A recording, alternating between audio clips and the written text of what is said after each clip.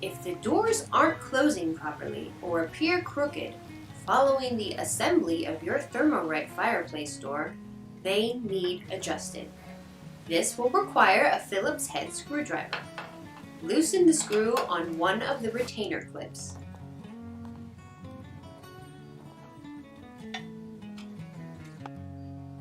Move the door to the desired position and then tighten the screw.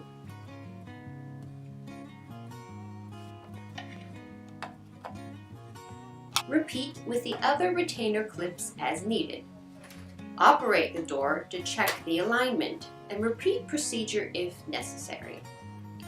Learn how to assemble a Thermo Rite door by clicking on the link here in the upper right corner. For more helpful videos, subscribe to and explore our channel, or get your own fireplace door from Thermo Rite on our website.